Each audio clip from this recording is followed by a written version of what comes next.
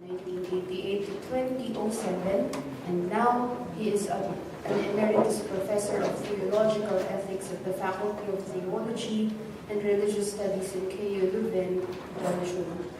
He has taught at the faculties of theology, pharmacy, philosophy, canon law, medicine, specifically on dentistry, sexuality, and family sciences, courses of fundamental theological ethics, relational ethics, faith, biblical thought and ethics, faith, values, and ethics on Emmanuel Levinas' ethical and metaphysical thinking, perspectives on religion and meaning, pharmaceutical ethics.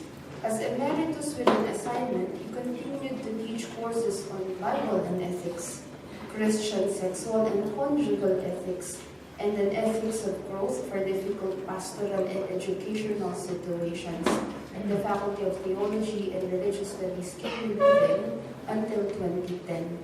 He taught the same courses as visiting professor at the International Institute for Religious and Catechetical Sciences, Lumen Vitae, Brussels, Dharmaram College, Bangalore, India, in Congo, Kenya, and Canada. Since 1987, he was the co-founder and chair, and now he is the honorary chair of the Center for Peace, KU Leuven. He is last but not the least spiritual director at the Holy Spirit College in Leuven, where 50 to 60 international priests from Asia and Africa reside for studies in theology, philosophy, or canon law. His domains of research, interest, and specialization include the following: the ethical and religious Jewish thinking of Emmanuel Levinas, the relationship between Christian faith and ethics, sexual, relational, marital, and family ethics in education, ethics and therapeutic pastoral educational guidance, the relationship between the Bible and philosophy, special attention for the dialogical Jewish philosophy of Rosenzweig, Buber, and Levinas. He also developed an ethical model of growth for education, social welfare, and pastoral work. He is a member of several ethical committees, such as Caritas Catholica Flanders, Ethical Committee for Mentally Disabled People, and Flemish Welfare Union. As an internationally renowned Levinas scholar who knew him well personally for many years, he has published numerous books, articles, and contributions on Levinas' ethical, metaphysical, and Talmudic thinking in English, French, German, Dutch, Italian, and Japanese. Ladies and gentlemen, let us all welcome Reverend Father Professor Emeritus Roger Burggraeve. Thank you very much. When I saw her name, I was really seduced by the beauty of the name Fleur de Lis, because in French it means something very beautiful. So thank you, because you have been, and all the other people have been so good to invite me and also to be my guardian angels. And as I told yesterday or the day before, I don't know, because I suffer of some forms of dementia sometimes. Light, polar light and dementia light. Angels with hands are better than angels without hands. Okay. Thanks for the invitation. I am very glad that Professor Garcia this morning, Leovino, introduced us already, so I can understand and pre-understand and refer also to the approach. So, as you know, Levinas is born in 1905, 13 December, but if you like another date, you can choose. He was born also on the 12th of January 1906, but that's his French passport.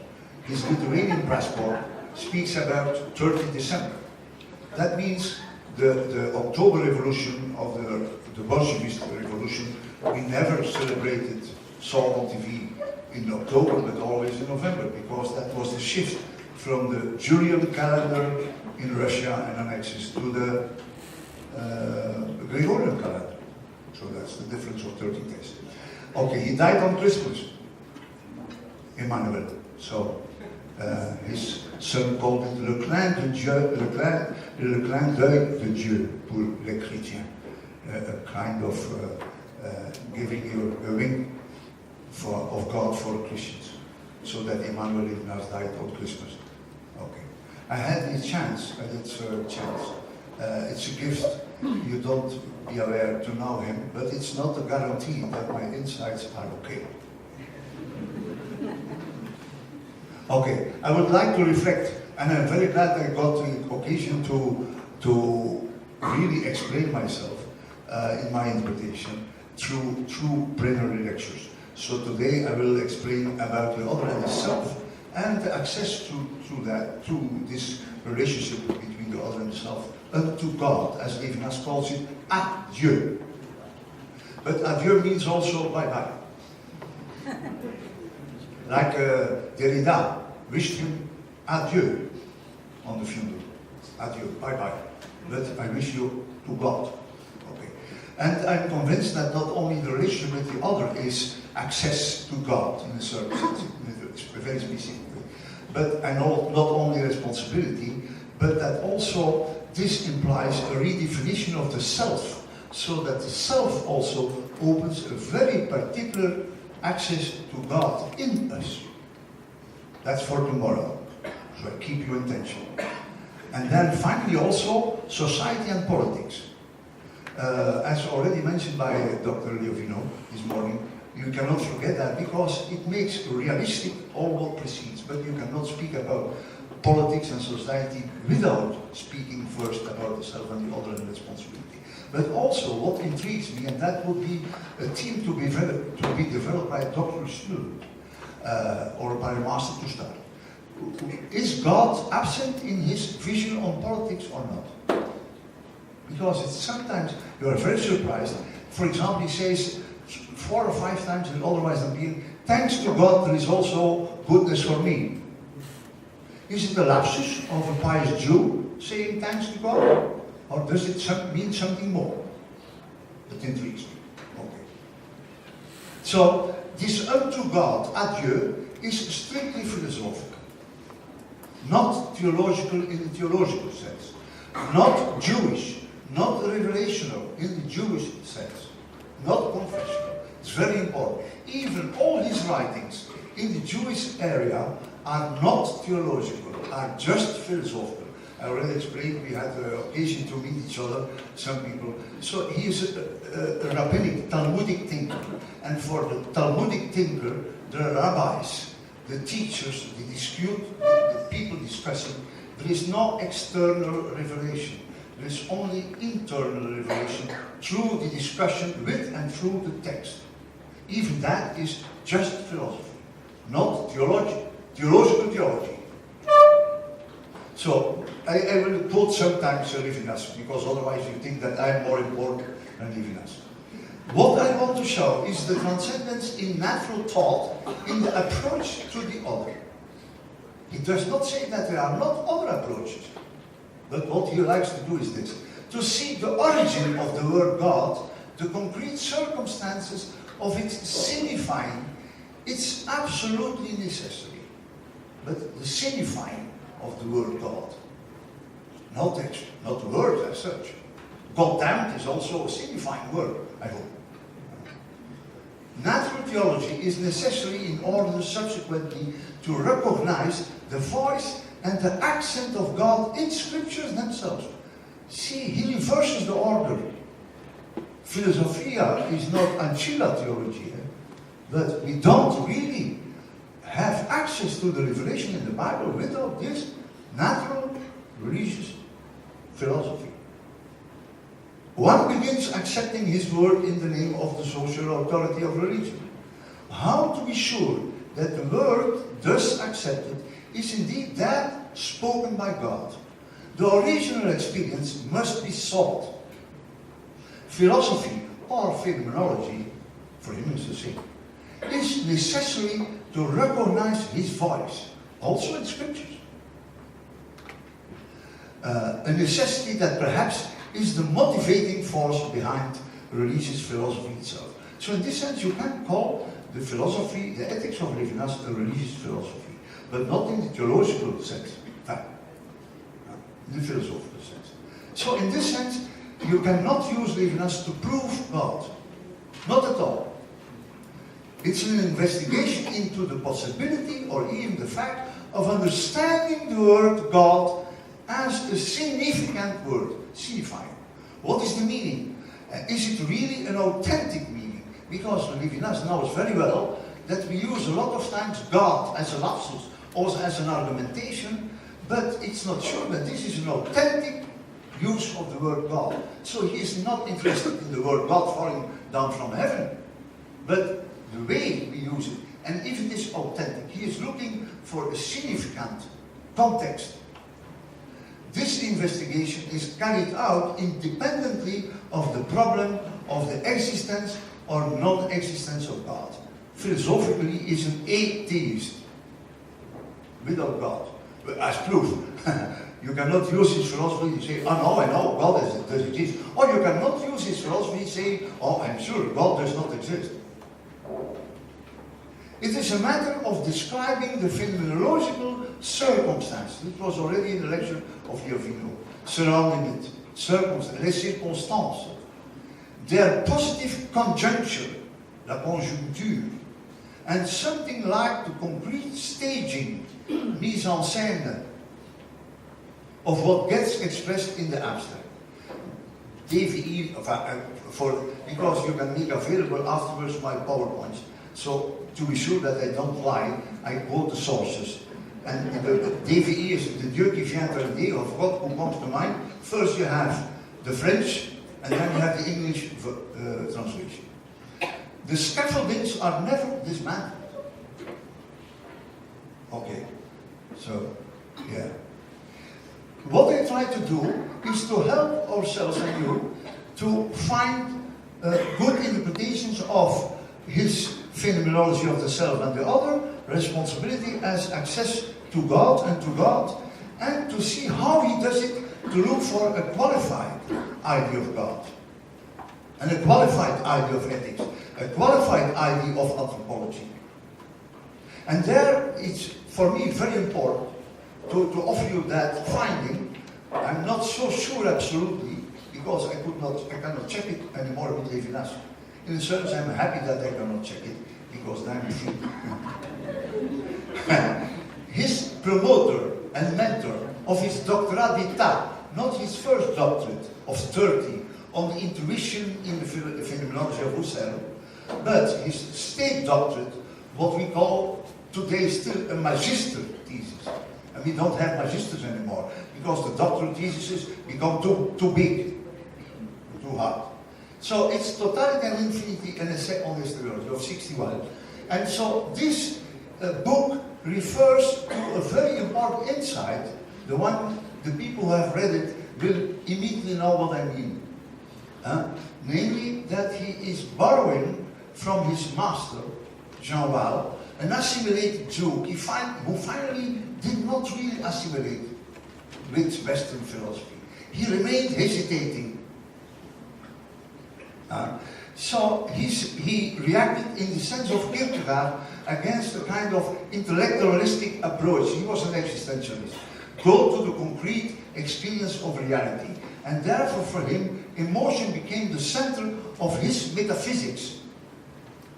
Emotion as direct and intense contact with the other. The idea of the other, Levinas borrows it from Jean Waal. And other is not just the other person, but it's also the other, another idea. For example, my body. There they were speaking in one of the presentations about fatigue, but there was forgot to say that the best definition of laziness is given by Levinas. You know, the shortest one is, what is laziness? It's anticipation of your own fatigue. Yeah. And that's also an experience of otherness. So, but this experience is not mediated by interpretation, by hermeneutics, or by representations. It's direct. That's the idea of Jean Waal. So, he is looking for, on the one side, the objective pole of the absolute otherness, in contrast to food, to possession, instrument, what cannot be assimilated, what is irreducible. That's already an idea of Jean Waal, his master. And so their metaphysics becomes a movement of extraversion. going beyond yourself, outside yourself, like is entitled in the subtitle of Totality and Infinity, an essay on exteriority. Of course, everyone knows that exteriority is not just physical, mathematical, but it's metaphorical, but it's real. That's one movement. One movement. In Totality and Infinity, Levinas called this movement, according to Jean-Val, transascendence, going upstairs, outside. But because the contact with the other is emotion, it's the feeling, it's the experience as being touched by, disturbed by, shocked by. In the experience of shiver, of spasm, we are in blind, real contact with the other. So there he learns from Jean-Val the movement in metaphysics of intraversion. Not extraversion, but intraversion. Don't worry, I plagiarize Levinas with footnotes, so it's science. Because in one of his articles, after Jean-Val, his master, died, in one of his books with all the essays, he introduces that distinction. In extraversion, intraversion, inside the subject. Tomorrow I will speak about this intraversion. So Levinas realizes, according to his master's insight, a twofold metaphysical movement. What I find rather shocking, but I'm part of it, that the most of us are very familiar with the first movement, the movement realized through and in totality and infinity, what is called the movement of transascendence. Fleur, you know, I have seen that you brought the book of totality and infinity. I have two places where he used the word transascendance, and then he refers in the footnote to Jean-Val, métaphysique et transcendance. And that's au-delà, in French au-delà, beyond. Beyond the self, beyond the same, towards the other. Like I said, upstairs, to use image. I'm always teaching, so you have to use images, metaphors. So the exteriority, that's totality and infinity. So in his own, now we know through the diaries of pre-war and war, that it already was there from the start, this kind of insight. But he was clever, he did not elaborate everything at the same moment, so he used his time. And so there is a development, also a kind of strange movement, from transascendence to transdescendence. So you don't leave yourself going outside, you leave yourself by going down inside yourself. En deçà, not au-delà, not beyond, the hither side. So the self, inwards the self, you find the other. L'autre dans le même. L'autre dans le même. So downstairs as interiority, as immanence, as the immanence of the transcendence. That's for tomorrow. Because that's very surprising. I think this gives a good key to understand the move from totality and infinity, his first major work, to the second major work of 74, being really a second major work, not just a comment. There's something new there, even if it is the same, but it's not the same. Because it changes the perspective from going beyond to the outside, going inside. Okay, that I will explain tomorrow, I hope so. So today we follow the path of transascendence. Here you see, I will refer to, and this morning you referred to the face of the other. So in an interview with Françoise Armando, I have the book, I have the copy of the book with me, because only 150 copies were printed. So I received a copy from Levinas with the whole attention for me. So, and this is a very interesting interview with Levinas about Shasab Sosbo, a Jewish sculptor who represents the idea of the face, without knowing that Levinas has centered his whole idea on the face and the experience of the face of the other. But l'obliteration means obliterated, crushed, reduced, disappearing faces. for example, this Socio has also sculptures with faces as holes. So, faces, he shows the face of the other by showing the bottom, sorry. But not all the bottoms are equally beautiful. If you understand what I mean. Yeah, because they can reveal this crush, this obliterate. So, okay. So, we start with this idea of the radical otherness. As this morning already said, in Totality and Infinity, the first time you read it, you are very surprised because there you read something ununderstandable. The other is invisible. And I always think, I see the other, my Lord, I see the other. You are very visible. But he means, by the other is invisible, an experience of transcendence as being beyond experience. And so that's the negative dimension of transcendence. Always, he starts always with the negative qualification.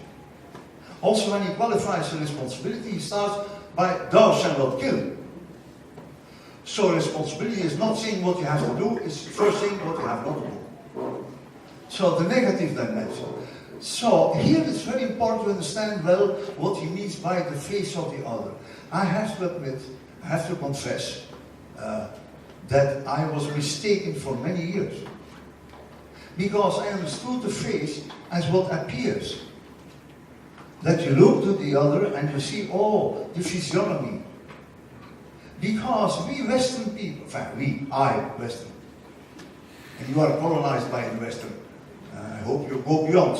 That's transcendence. We always think that the approach of the other starts, or the approach of the world starts by knowledge. And knowledge is based on seeing. Knowledge, understanding is based on perception. What I see, I see. Therefore Jesus asked, what do you not see? He does not see. That's the revelation. Okay. So at first sight, we base our knowledge of the other and our approach of the other based on the composition of the face as a form. As a plastic form you mentioned this morning.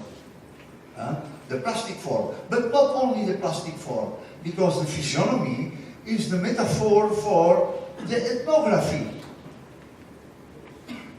I still remember one of my students, doctoral students, she entered the room too late. The week after we started the course, and she came too late 10 minutes in the course. So I have seen her, and I was thinking by myself, oh my Lord, that's a Jewish girl. Because of her nose. Sorry. So in the break, she came to see me and to say to a student that she was too late. And I asked her, sorry, by the irony, are you Jewish? And she said, yes. And she said, how do you know? Is it by my nose? She said, yes. And so that was for me a very important experience to redefine my insight about the faith. Because I know you, because through your nose you are a Jew, is not exactly what Levinas means by the face. He means by the face, what are you not, because you have a Jewish nose. So it's beyond the plastic form. It's beyond the gestalt. It's beyond the characteristics. Today, in our cultures all over the world, we have a new philosophy of difference. You know? And I can assure you, in Belgium and in Europe, we have more and more rightist people being favorite of philosophies of difference. Because difference then says we are different from each other. We have our own culture, we have our own identity, we have our own characteristics, we have our own way of thinking, we have our own traditions, we have our own visibility, and we have our own way of identifying. So respect that. And that characteristics, because the face is not. The face is, but is beyond. Of course, my student there, with her nose and her behavior, is Jewish. But you cannot reduce the other person just to be Jewish. It's beyond. Because it's another person. The other is other beyond the visibility. Beyond the visibility as physiognomy, as sociology, as psychology, as characteristics, as personality, as ethnology, as religiosity. It's beyond that. I hope you see what I mean. Let us read the quotation. I do not know if one can speak of a phenomenology of the face that we describe, since phenomenology describes what appears. So too, I wonder if one can speak of a look turned toward the face, for the look is knowledge, perception. Do you get it now? The Western approach, the Greek approach. You turn yourself toward the other as toward an object when you see a nose, eyes, a forehead, a chin, and you can describe them. That's now the irony of Levinas, a very nice phrase. Married people would put it behind, on the front of the bed. The best way of encountering the other is not even to notice the color of his or her eyes. Because the other, otherwise you say, I have seen the color of your eyes, or I have seen the form of your face. You are an optimistic person, or you are a depressed person. Because you base your approach, your judgment, your way of behaving, you're treating the other on this visibility of the characteristics. So the other is a face beyond the visibility. The relation with the face can surely be dominated by the perception. It starts there. But what is specifically the face is what cannot be reduced to that. The face makes all curiosity ridiculous. So therefore, Levinas, later, he came to define much better than first the face as enigmatic, because he was confronted with a lot of misunderstandings. He told me personally that sometimes he could be very angry. I can assure you, he could be very angry and stubborn, and I thought that he had a bad character, but it was also a kind of Talmudic approach, reacting. So, but he showed me so many times, and he explained that the face is the most enigmatic, the unknowable. It's the experience of anachoresis. You have now for Levinas, many terms are theological, but don't have a theological meaning, have first a philosophical meaning. He is also convinced that theological meanings of these concepts don't have any meaning without the anthropological meaning. Okay, so beyond all diagnosis, in Flanders, as you said, I work for some ethical committees. I try to be present. It's not always easy. But, for example, in practicing, exercising and doing trials with nursing people, of caregivers, they learn by their books about diagnostics. And their books are full of diagnostics, pictures. The syndrome, symptoms and syndromes put together. It's very useful. And then he said, social workers would say, if I see the story, and if I look at that girl with her mother, the way, I see, it's a very typical case of anorexia. And then they think, I know the other. That's the diagnostic approach of the face of the other, destroying the face of the other. Because the other does not coincide with his or her diagnosis. The other is exactly beyond diagnosis, beyond sympathy. Because in the sympathy, I will see it's a very difficult thing in English and in French, the translation of reconnaissance, recognition. Because in the sympathy, I think, I like you because, I recognize myself in you, so therefore you are equal to me, therefore I like you, because you are like me. I have written a book with a colleague about small vices for caregivers. And the first vice we developed as very interesting in caregiving is antipathy. Because we are convinced that antipathy brings us closer to the real otherness of the other than our sympathy. Because through sympathy we already know what is the suffering of the other. We already know, I understand you. I know what you need. But in antipathy you have kind of resistance. And then you have to ask the question, what is really going on with that person? Let's provoke the narrative of the other. Let us listen to other people. So that's beyond the diagnosis. So that's the negative dimension of every other beyond the visibility. Therefore he speaks about, Levinas speaks of the epiphany, beyond the phantom, beyond what appears. Sorry if I am excited. My excitement is no guarantee of truth. So that second, because I repeat certain things very, very well now, but to be sure that we understand. So the face of the other is not only negative, but also positive. Expression, without context, beyond the context. I would say today, not without context. Not without context, but beyond the context. So because we are all, that's okay, I know the voice of the Lord, appealing us for some moment of silence, or break. Because I like the melody. Okay, so the expression the other speaks to me breaks through his or her visibility. For example, I had a strong discussion in Antwerp with the feminist interpreter of Levinas. And she said, we have to define the other as female. Okay, I said, you are right.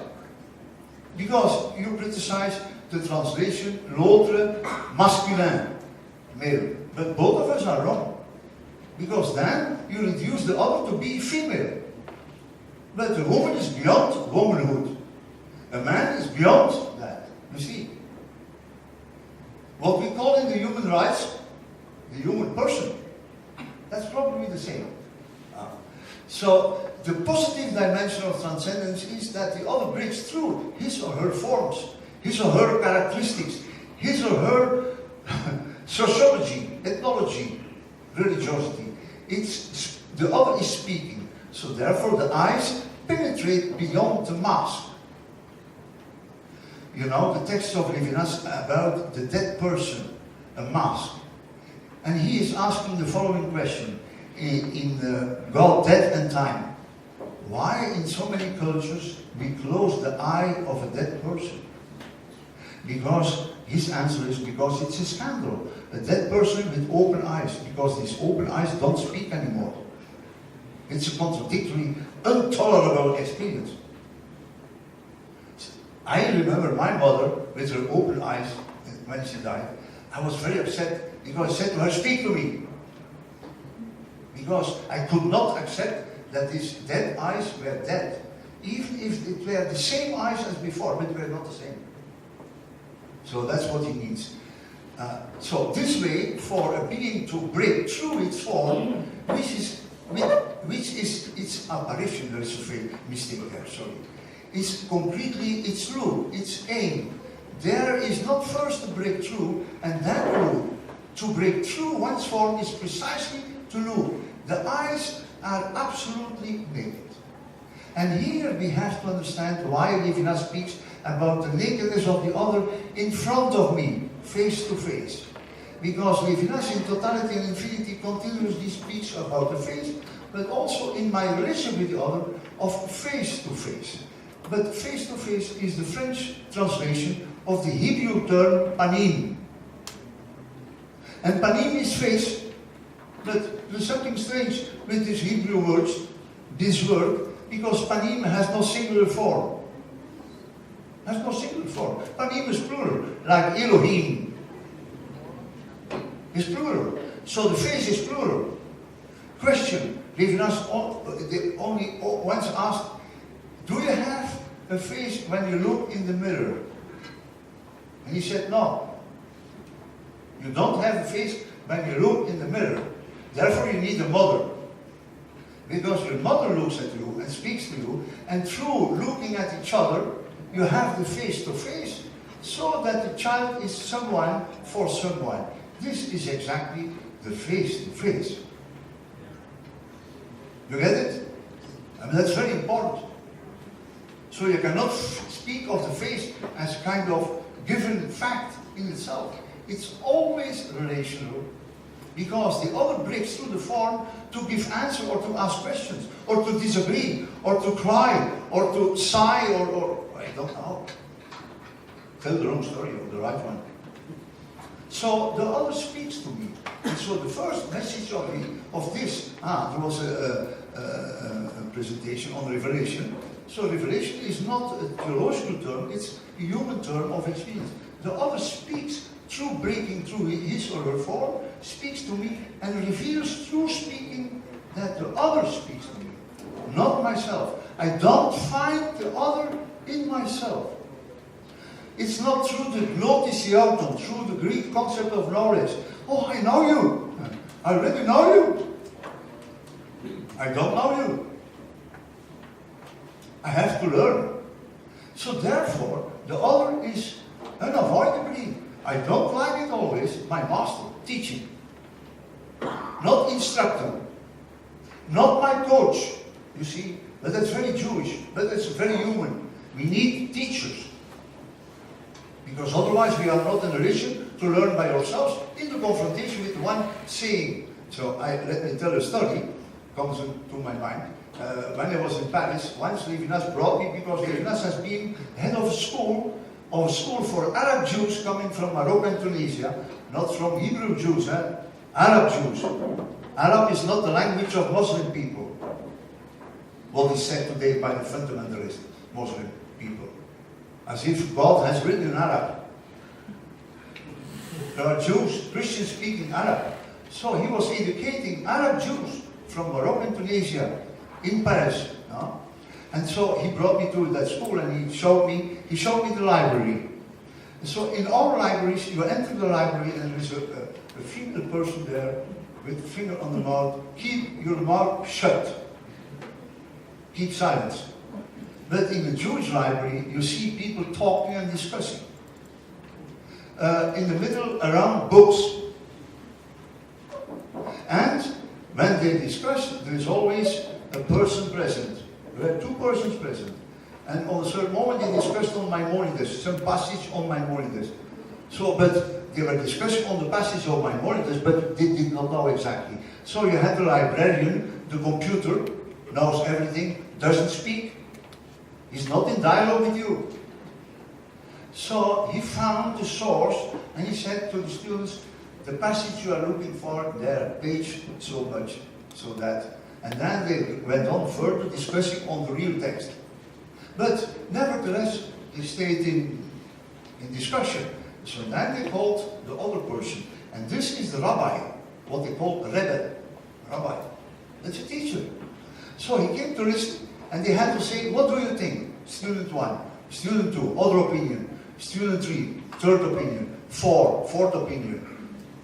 And then they were curious and eager to know who is right. And the rabbi gave a fifth opinion. And that's learning. Because he is the teacher, never repeating, never in a fusional reciprocity. He is coming from outside to teach you, to provoke you, to learn. So because that is the expression of this face-to-face. I'm neither the designer nor the creator, but the one who receives, the one who listens, and in listening obeys. And therefore we have to say, listening precedes seeing. Listening precedes seeing. Knowing and speaking. The other is my master and my teacher. Exactly. To mention, it's very important to know that Levinas came from a specific, particular Jewish background. He was born in Lithuania, one of the 3 Baltic states. Russian was his mother tongue, bit Yiddish. Only later on, he learned Hebrew of the Bible by a teacher. And he came from a Mitnaged background.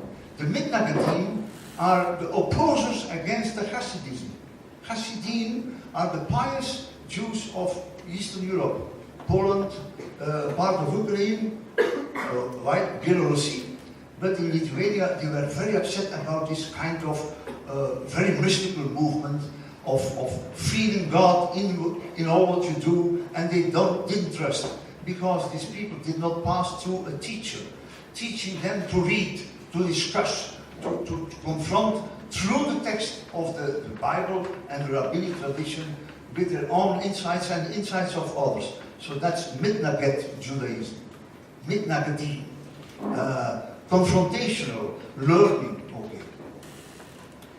So, now let us move in the first dimension to the idea of the infinite in it.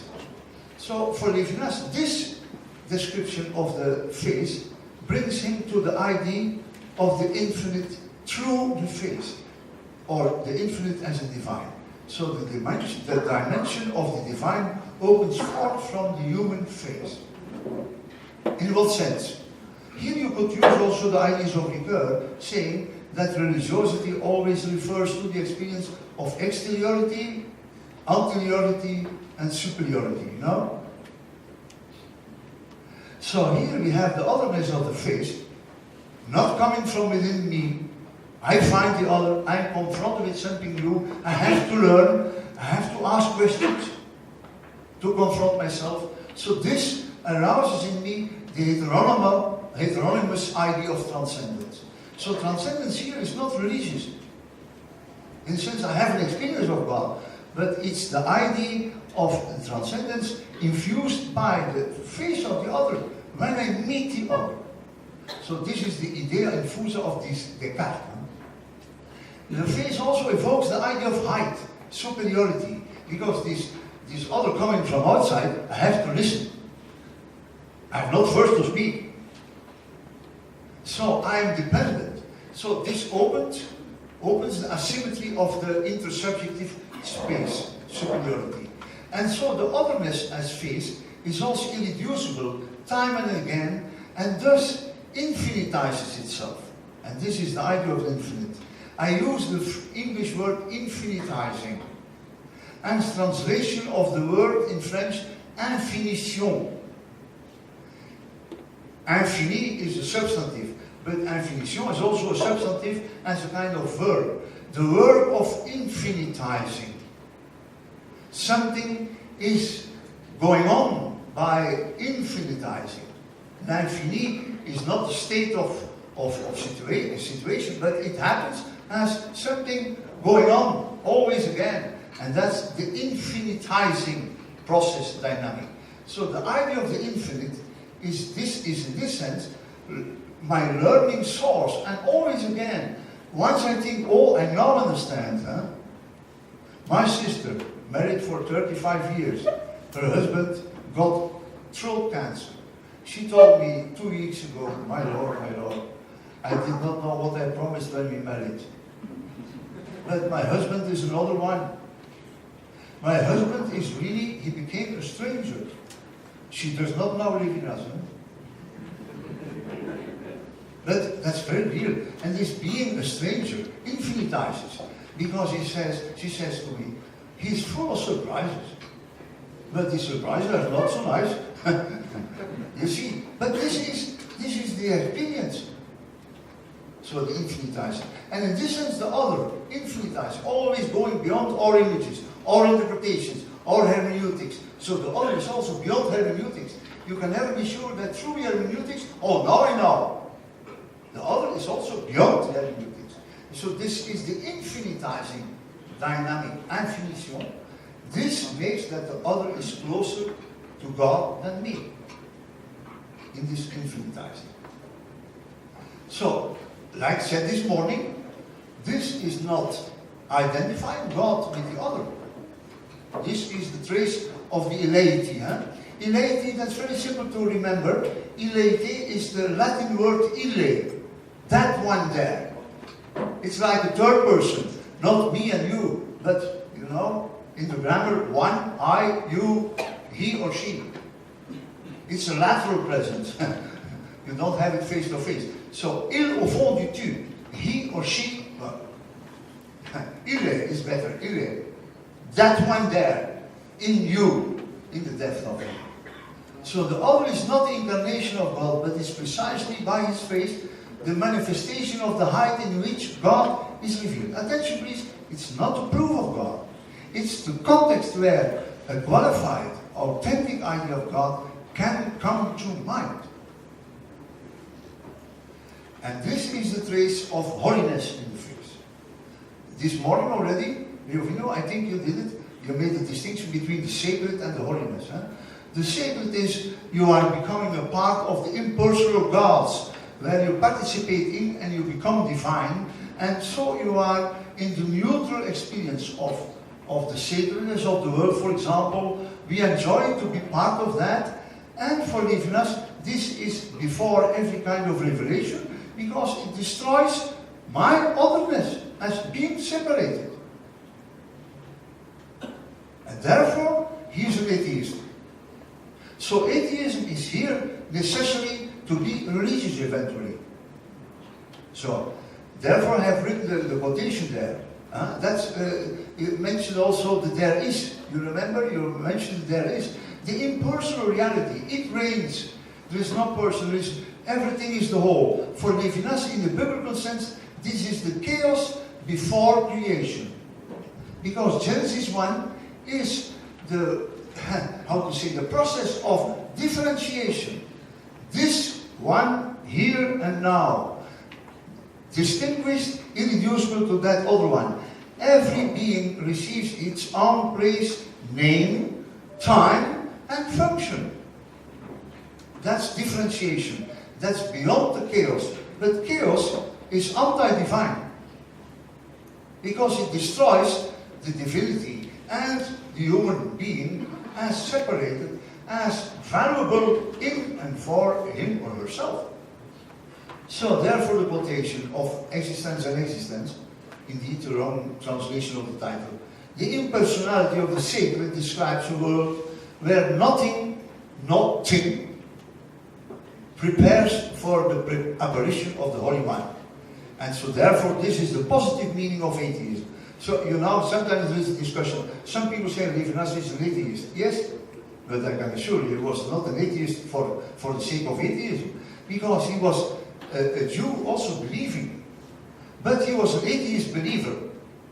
Because without atheism, without the destruction of the impersonal gods, you destroy the human dignity. So therefore, for him it's a necessary step. Atheism conditions a veritable relationship with the true God. Let's move now to a very important part of our reasoning. Not only the face of the other, religion, he never speaks about the other, the face of the other, as the place where religion takes origin. No, it only happens in and through the relationship with the other. Of course, the otherness of the other introduces us for a first aspect in this holiness of the other. But it's not because I see the face of the other that I have a religious experience. No, it depends on the qualified relationship with the otherness of the other. Therefore, ethics becomes the instep, the necessary step towards religiosity. And here he introduces the face not only as strength, because the other is irreducible, because I can never grasp the other, I can never have power on the other, but on the other hand, I can have power on the other. I can destroy the other. I can kill the other. There is always the temptation to kill the other. Before he speaks about the prohibition to kill, he speaks about la tentation du meurtre. The temptation to kill. And he says, you know, in societies, the temptation to murder is very obvious. And always justified. Always justified. That's one of the questions of this morning. Even justified by the Borum Commune. God damn it. No, he would say. Yeah. So, this leads us to the experience of the other as the vulnerable one, the sick one, the crushed one.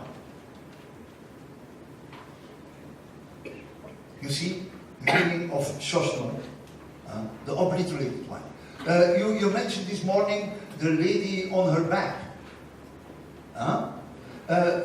He is quoting Grossman. I will quote this author Saturday. Before entering in the Lubyanka prison in Moscow. So bringing some food and some letters and some wood for her husband or for her son. And the person behind her sees her face without seeing her face. Because he sees her back as curved, as the hidden, the lost, the crushed woman.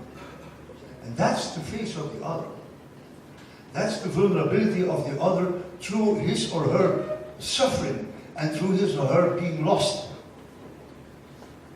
That's finally. So, and this is what he calls strangeness destitution.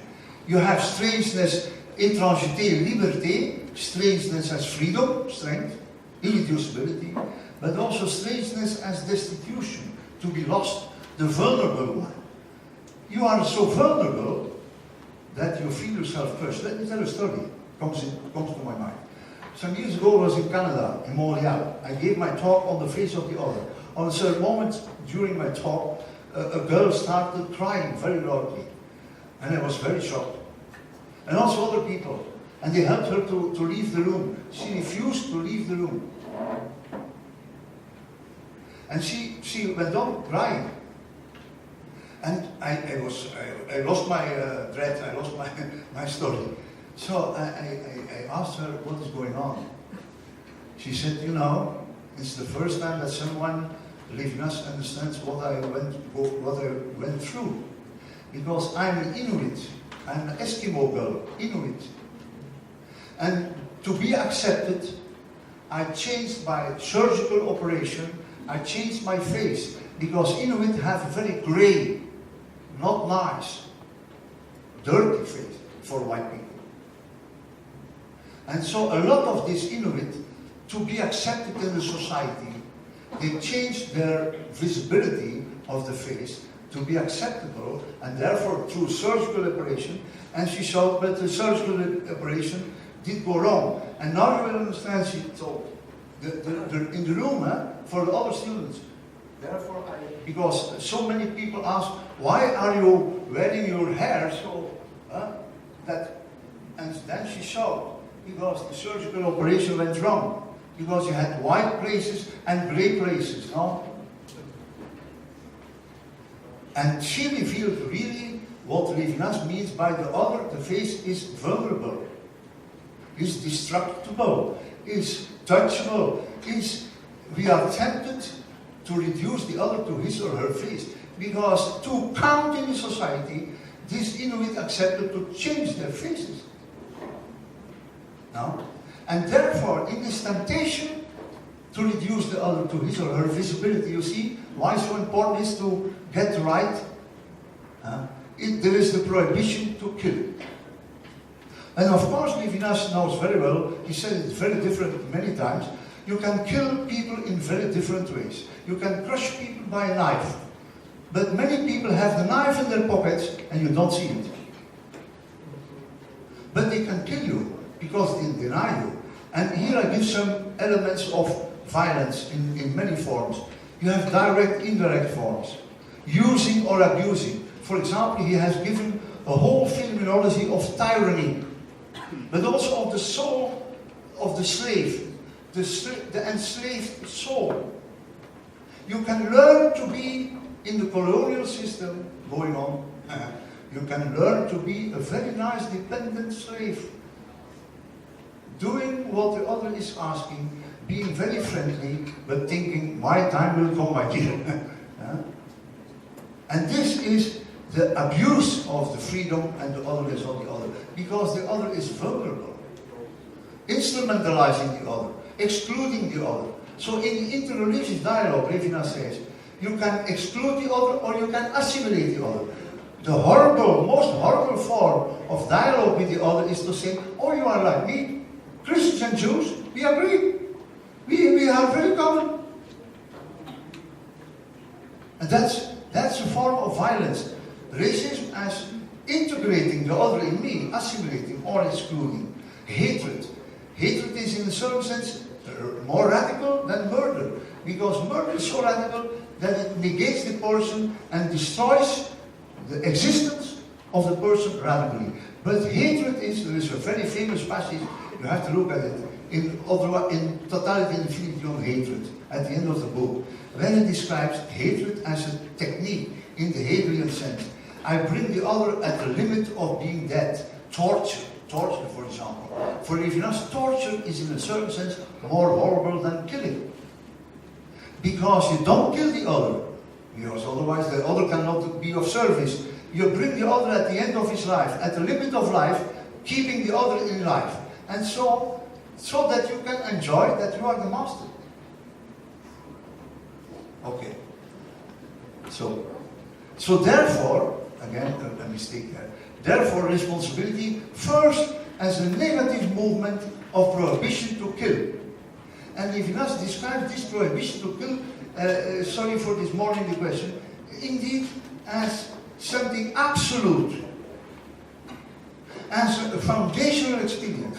Because absolute means out of every context, because the context always justifies killings. Always. And so we need something beyond that justification. Even if it could be on the state level or on social level, some justifications. If we always agree with the justification and we don't have thou shalt not kill, then you destroy the face of the other and the human dignity. I will never forget, I was in St. Petersburg 8 years ago, and we were invited by the soldiers' mothers, in the Chechen War and other wars of Russia against all kinds of people, and very difficult. So they need 1 million new soldiers every year. In Russia, I repeat, they need every year 1 million new soldiers. It's a horrible situation. These soldiers' mothers, her sons picked up on the streets because the people with money sell and buy programs and medical doctors, because all the best intellectual people in Russia don't go for the army because they are all unhealthy, sick, mentally disabled, having cancer, because they pay medical doctors not to go to the army. That's not yesterday, huh? It's a horrible situation. And so these soldiers' mothers take care of their own sons. So I have seen, they invite us to go at the main gate of the metro of St. Petersburg. And what was very interesting, they were educated in the Soviet time, so they did not know that thou shalt not kill comes from the Bible. So they were there, they were staying there, 5, with a kind of, how you say, a placard, with written in Russian, thou shalt not kill. They were staying there. No, saying nothing. Thou shalt not kill. People are running, officers, and there were people spitting against them. I have seen. Because they were favorable for killing the Chechens. But other people, even military, joined them to stay with these women. Because in Russia, you don't touch mothers. The mothers in Russia are untouchable. So therefore mothers took care. And they stayed there for 2 hours. Thou shalt not kill. You know, this is exactly the meaning of that responsibility. Because it's the shiver, not what you do, but what you cannot do. It's hesitation. It's the shiver, the frigga of Plato. You know, in Plato, when Plato speaks about eros, he tries to speak about the vulgar, the common eros. Vulgar does not mean dirty, but common. And then you have the noble eros. In the noble eros, when I approach the other to touch the other, because the other touches me, the other affects me, so I approach the other, and what is the real eros is approaching the other and putting my hand on the other, or taking the hand, or taking the shoulder, but in putting my hand on the other, I retreat my hand in approaching. So this is frigga. Frigga is hesitation. Frigga is shiver in the proximity. I say, oh my Lord, sorry. I don't mean. So in this sense, this shiver explains thou shalt not kill as the shiver of the ethical relation with the other. And this, for Levinas, is the basis for responsibility as justice in the broad sense, not as recognition. I recognize myself in the other, but as acknowledgement. I don't know if it fits in English. As unique other, transcending the temptation of diagnostic reduction, and this is the basis for the human rights of the vulnerable other. Tomas, you know Levinas, from Norway, the philosopher, he introduced in Europe, in medical ethics, he says we have to start not with the principle of autonomy, but we have to start with the principle of vulnerability, even also in medical ethics. So, and this is the basis for the responsibility in the positive sense, as incarnated work, caring, generosity, goodness full of desire, and also responsibility for the other's responsibility, as explained this morning. So how, to finish, how this is also an unto God. It's through this for the other that the responsibility for the other, not killing, taking care of the other in goodness, not in reciprocity, but in useless goodness, that there is the religious transascendence. Only in the ethical relationship I can have an experience and the knowledge of the otherness of the other. So here he reverses the other in the Greek and in the Hebrew sense. So in otherwise than being, he makes a very nice distinction between, on the one hand, love of wisdom, philosophy, philosophia, I love Sophia, don't tell it. And you have the wisdom of love. That's very interesting. So love, we discussed also about Hildebrand in the group. It's interesting. So there is the ethical approach of the other. And only through this ethical approach of respect, of acknowledging the otherness of the other, that they have access to the other, knowing him. So that's another kind of knowledge. So only through that acknowledgement of the other, I know the other, in his or her unique otherness. And therefore, responsibility connects me with the other and brings me through this ethical relationship with the other closer to the infinite. And now you can understand why for Levinas ethics is a spiritual optics. Ethics is not a corollary of religion, but it's the condition of religiosity. I don't say confessional religiosity, but the relationship to God.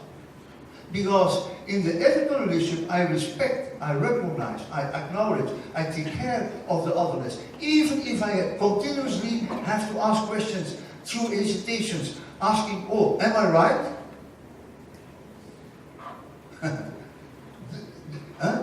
For example, in a house for elderly people, I asked to exercise, to make a kind of check, to find out a practice. When you hear the bell, how long it takes when you go to visit that lady, and in the meantime, how many % are peeing in their pants? 80%. 12 minutes is the middle. And they felt, when they came to see that result of their practice, the head, the director of the nursing home came to see me and said, Father, it's very nice that you came, but can you not, next time we will find another introductor, another speaker.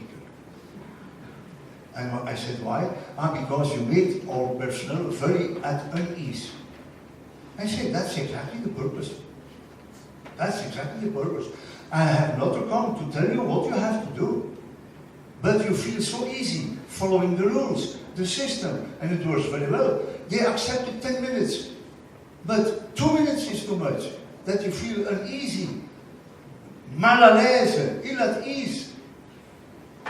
And that this brings me to this other. And that you ask questions again. And this responsibility connects me with the other. And through this hesitation, to this asking, to this uncertainty, I come closer to the infinite. Through this ethical approach of the other, respecting learning, slowly, infinitizing my learning process to find access to the other. So that opens me the perspective and the space to think of God. And therefore ethics is a spiritual optics. God visible means not only God unimaginable, but the God accessible in justice. The work of justice is necessary in order that the breach that leads to God be produced. Let me conclude. if it is decent to conclude. You cannot conclude. But let me conclude. I have to tell you, when I was a philosopher, I learned from my philosophical teachers that you have first Levinas, yeah, oh yeah, okay. Oh, I see that I have 10 minutes, okay, that's very fine. I'm surprised of myself. It happens. Okay. When they teach me about Levinas, they never taught me about the Jewish writings, the Talmudic commentaries, because they suggested this is religion, this is confessional, and philosophy has to be reasonable, neutral, not presupposing something coming from religion. But then, when I have met Levinas from 76 on 75, I had written a long letter. I was very ashamed afterwards, not on that moment. I was a young student, I've written him a letter with 9 questions. Monsieur le professeur, j'ai 9 questions. 9 questions.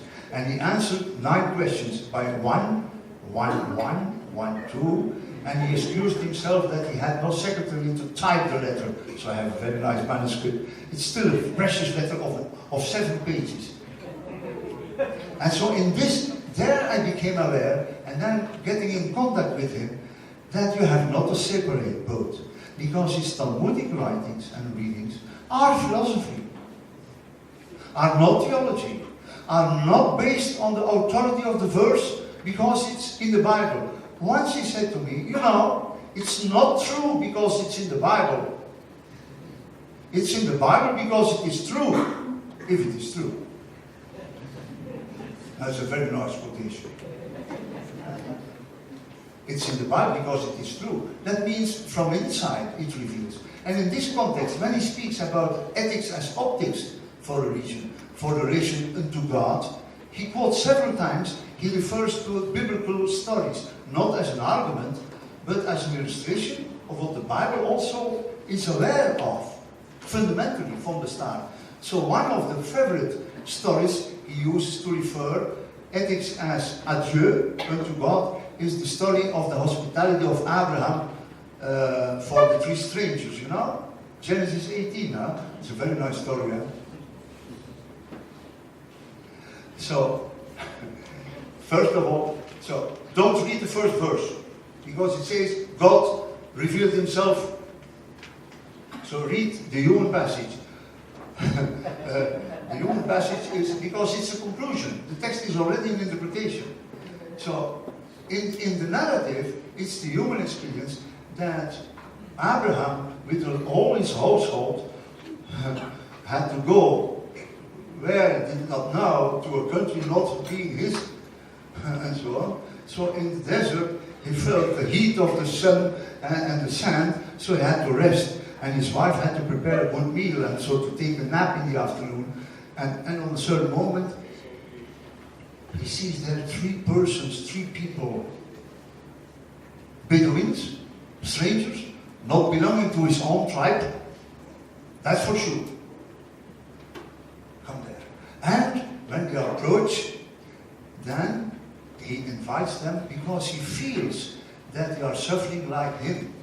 Namely, that they suffer of the heat of the day, that they need food, that they have to wash their feet, that they need food and some rest and to go on. So then he receives them, and he calls his servants, and he calls his wife to prepare and so on, you know. And he's staying there to look if everything is okay, you know.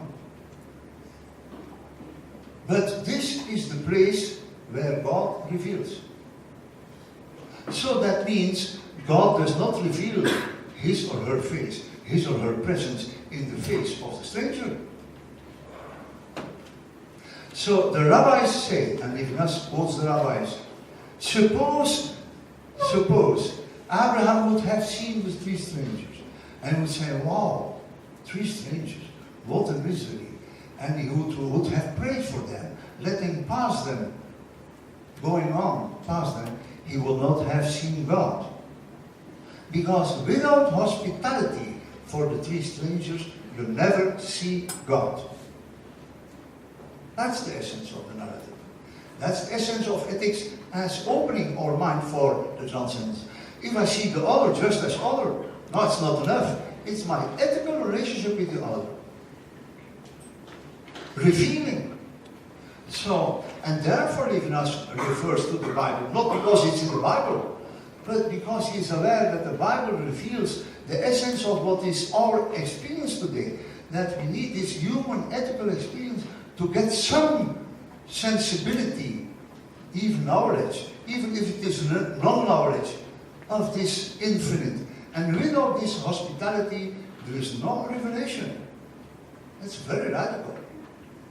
And so in this sense, he always refers, and therefore he likes very much the gospel, I have to say. Because I have a lot of stories to tell about the stories he told me through his comments on the gospel. Using the Greek and the French text. Also on the Good Samaritan, the Emmanuel, also the passage. I was always very surprised how he introduced me as a Jew to understand better the gospel. Yeah. Because he says it's very typical for the synoptic gospels that, and for the whole Bible, that this ethical experience is not neutral. It's the basis of our humanization.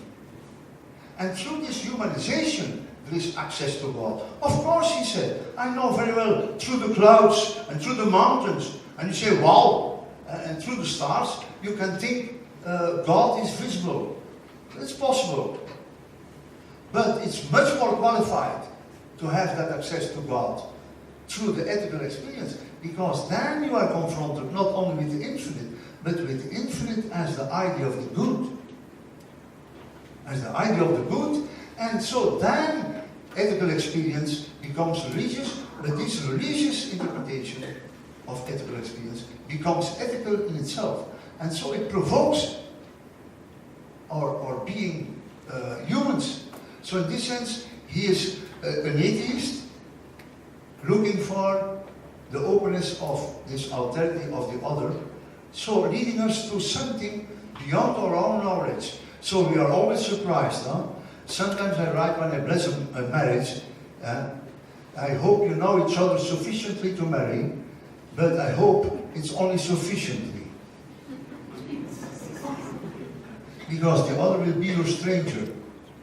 And not only your stranger, you have to learn to love the stranger. And that's probably the most difficult. But now, this is votre, this is your a-Dieu. This is your unto God. So, thank you very much for listening.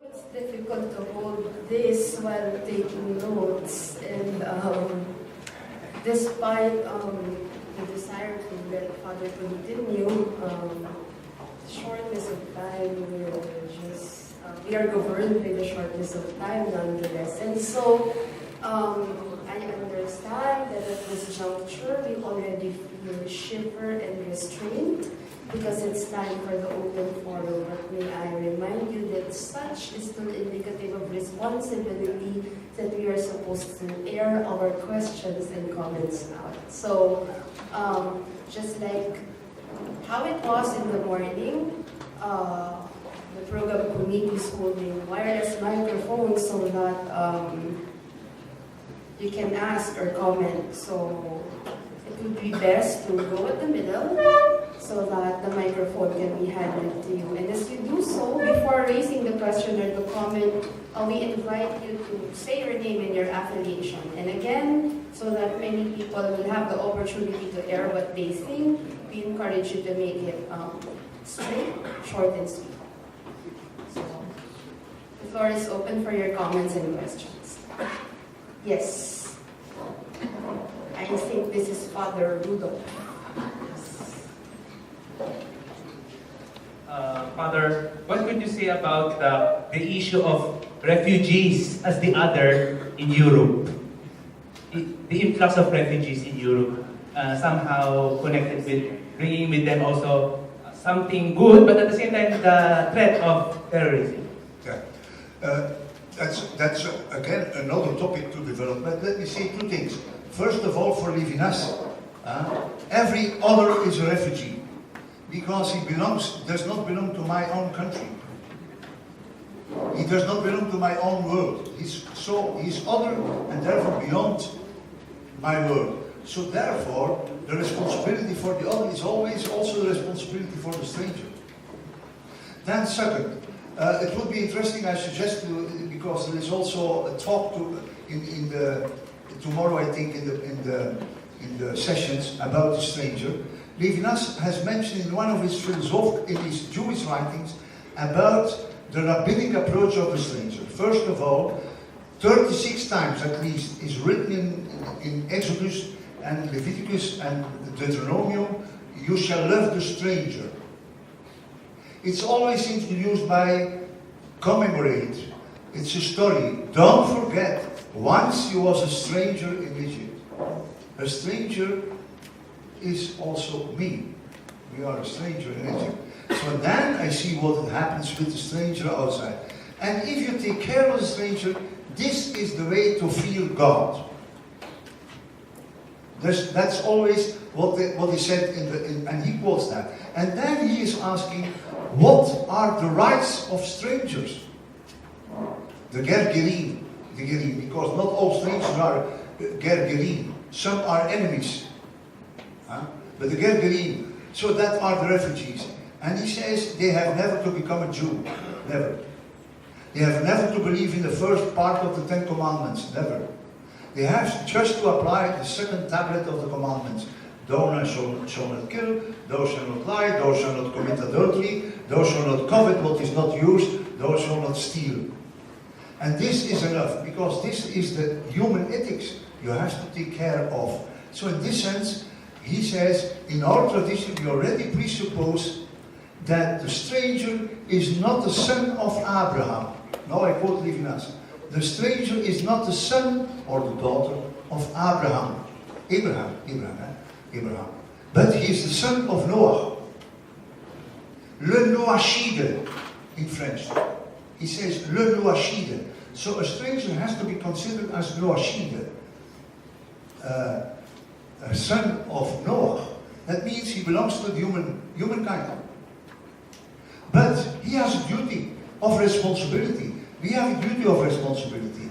And in this sense, we share this common, reciprocal, also interpersonal social responsibility. And in this sense, you can never say you have no rights.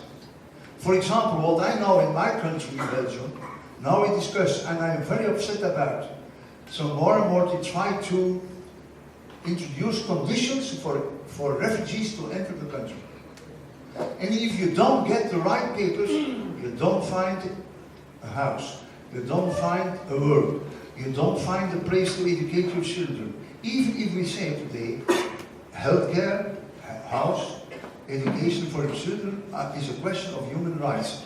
So in this sense, it's what Levinas says, it goes beyond the ethnic, the tribal approach. If you belong to our group, it's okay. No, it goes beyond. And this, therefore, we always have to consider the other and ourselves as the stranger. And through this experience of stranger, we are in the responsibility for the stranger. Beyond only the organized justice, but that's also for Saturday afternoon. You see, but you are right, it's a very important question. And I find it a very visceral question, because it confronts us with a kind of tribalism.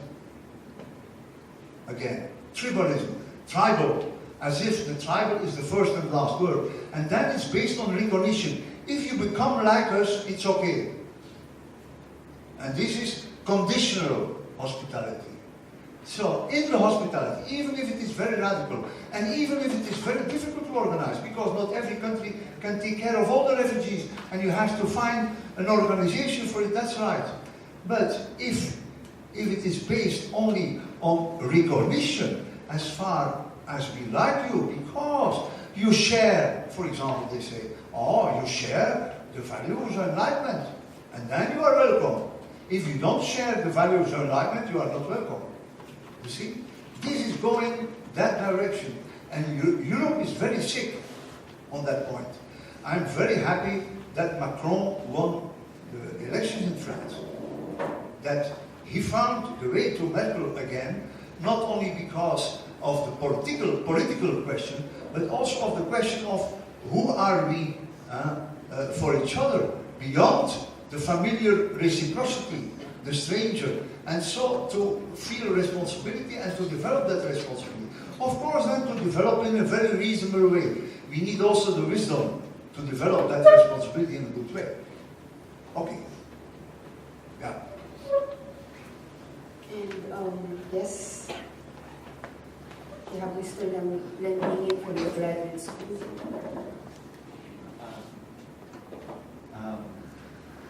Since we recognize that you are very close with Levinas, I will share this. he did say in his one of his interviews what spirit means to him. He said that this is more primordial to life. He said that, quote, man devoted to the love of the stranger, to someone who belongs, as it were, to another logical genius. That is spirit for it. Now, my question is, what does he say about the Holy Spirit? Oh, nothing. Nothing. In all sense, nothing. But let me console you. Let me console you. Tomorrow, but not today.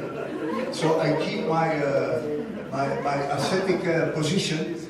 Tomorrow I will explain how Levinas has also an approach of God in us through the way of transcendence, not the same as what we call the Holy Spirit, but also speaking about the immanence of God.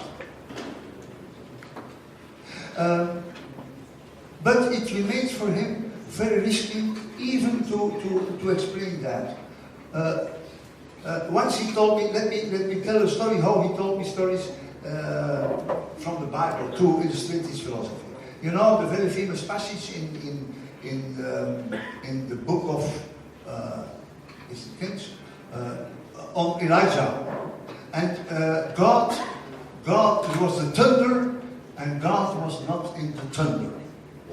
If I remind well. God was not in the fire. There was a big fire. God was not in the fire. If there was a big earthquake, God was not in the earthquake. And then you all know the answer. God was in the gentle breeze. So he provoked me to give that answer because I wanted to show him how well I knew the Bible. So I said, yes, God, no, he's not in the violence of the storm, in the violence and the sensational, crushing reality of the fire and the mountains and the earthquake. He is in the gentle breeze, and he became very upset and angry against me. Because he said, you are very wrong. It's not that what you find in the Bible. This is a wrong translation. Even in La Bible de Jerusalem, they go on with the wrong translations because they think it's a qualitative difference between big noise, small noise. No, in the text itself is written, he was sound of silence. Do you know the song of Simon and Garfunkel? And then I referred him to the song of Simon and Garfunkel. And he asked me to send him the text, because he did not know Simon and Garfunkel. But it's very interesting. It's not the gentle breeze. It's the absence of this violence. So God is in the absence of violence. Is in the non-violence. Is in the silence, being careful. You see? And that, he said, that's the Spirit of God. And that's interesting. Not what we call the Holy Spirit, I know, but because otherwise we think, oh, God has to be great. God has to be a big banana, not a small one. Or has to be a powerful one. The ontology. And he knows very well this is very risky. Because then you want to be like God, the gods of the football, the gods of commerce, the banks. Not the churches in Europe are the biggest now, the bank buildings. And so they show the divine power. No, God is the one disappearing in the silence of nothing. the gentle, not the gentle breeze, but the gentle absence. And the gentle absence is not a kind of absence of noise, but it's the absence of caring, carefulness, pay attention. That's again the free care, hesitating. I didn't understand. What do you mean? Asking questions. So withdrawal. So in the theological tradition, but now I'm speaking as a Christian, but also in the Jewish tradition, they speak about the anachoresis of God. Anachoretic. God is always in retreat. Let me tell another story. Levinas told me. When the Jews were captured in Egypt, they had to be saved by Moses. So inspired by God, that's the Spirit of God. And so Moses did his job, even if it was not easy for God to convert him. So he took care of the people of God, and he brought them through the Red Sea, and then the army of the Egyptians collapsed. It's a very nice story. It was told to us as children, and we liked it very much, that the water was staying till all the Jews passed through, and then boom, the army of the Egyptians were destroyed in the waters. And so after that, Israel celebrated a big feast, a big celebration, a big victory. And so, on a certain moment in the Midrash, Levinas told me, Midrash is a story. It's never true historically, but it's always true metaphysically. So he said, Moses was curious to know because he had invited God to come to celebrate with them. But on a certain moment he became aware, oh my God, God is not there. So he went around to look for God. Where is God? And did not find God. Because God was in retreat. God was anachoretic. God disappeared. God was silent. Not present. Silent. But finally, Moses found him in his total retreatment. And he said to the Lord, why don't you come to celebrate with us the victory? That we beat it. You beat it for us. The hero is Sabaoth. You beat it for us. The army of the Egyptians. He said, no, I don't come. No. And then Moses saw something very strange. That God was crying. Crying.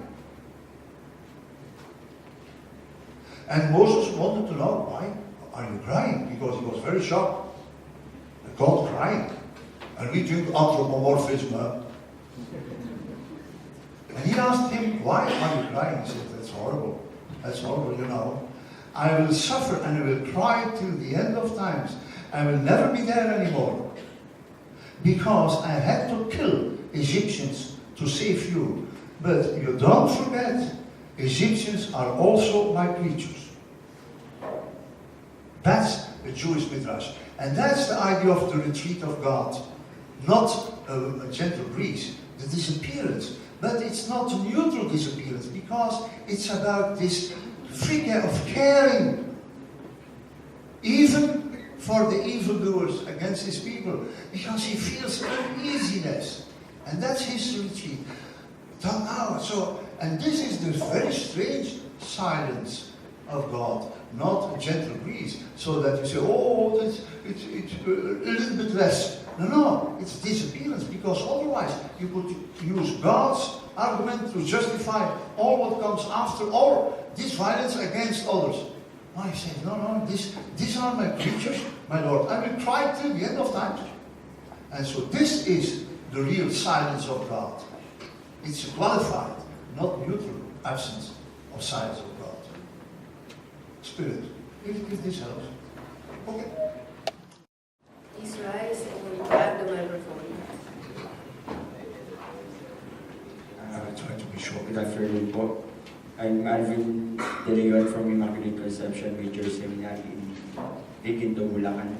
So my question is, if Heidegger explains death as the fear of being, The death. the fear of death, yeah. That's the noise of silence.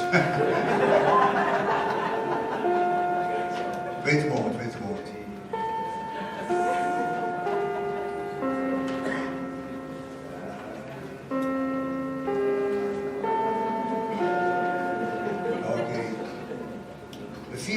Heidegger. Yeah. And my question is, how Levinas identify and qualify the role of death in his philosophy of responsibility? The grown-up death. The role of death. The role of death. Yes. Yeah. Yeah. First of all, he never denied the insight of Heidegger that our life is finite, is vulnerable, is fragile, also recur. They are very common to understand the fragility of our own human being, and that we are towards that. This is reality.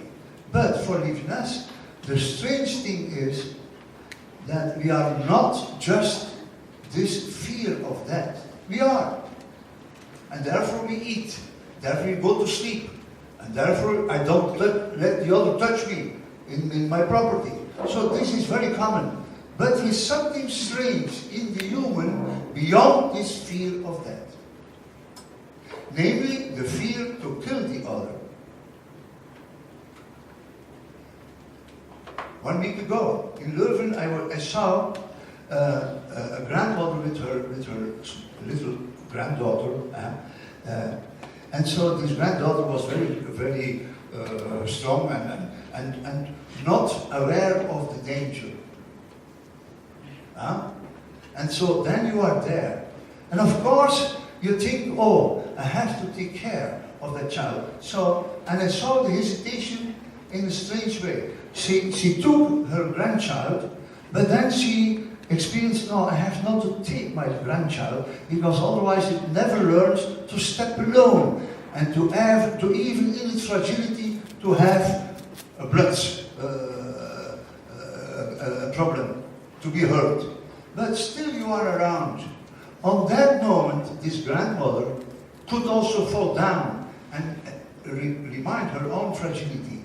But on that moment, her fragility disappears because of the fear of the problem of her grandchild, who could fall down, step down in the wrong way. And because you have to know, this child was having a pot with a fish in her hand. Do you see a child of 6 with a pot of water and a fish in that pot? So also that child revealed that you are careful that this fish does not jump out. This is also beyond your own fear of death. But we are. On certain moments, we are thrown back in that fear of death, of our own death. But we are also the ambiguous being that we can go beyond. And that's the experience of the vulnerable other. That the other provokes us to go beyond sometimes. Not because I like it very much, but it happens because, and then I go beyond my own fragility. That's the miracle, what Levinas calls the ambiguity, but also the miracle of the human being. He is not denying the fear of death. But you cannot reduce, he says, like Heidegger said, to develop then an ethics of heroism, of authenticity, that the first and the last meaning of life then is based on the authentic confrontation with your own fear of death, to find the meaning of your own life and to cope with that. No, life is something beyond. But pray every day that it doesn't happen more than once a day. Because that's very shocking. But indeed, Levinas is beyond, but does not deny this reality of the fear of death. So I don't like a polarization among both authors. Because for Levinas, even Heidegger was for him one of the 5 greatest philosophers of the whole Western tradition.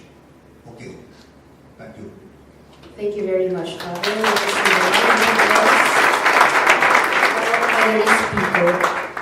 So at this juncture, we end the first day of the conference, and we should be back here as early as 8:30 because that is already the schedule of the second plenary lecture, again by Father Burggraeve. I will be there. So thank you very much.